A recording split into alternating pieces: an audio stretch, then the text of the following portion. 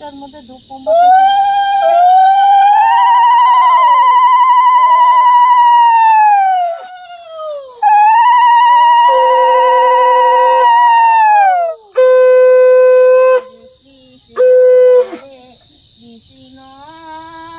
এবার জয় মা গঙ্গার একটু নমস্কার করো।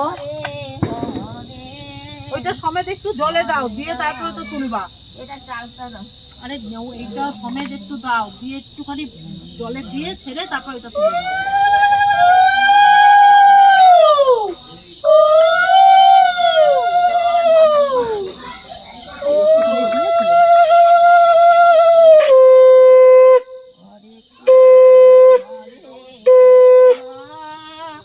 কৃষ্ণ কৃষ্ণ হরে হরে হরে রাম রাম রাম হরে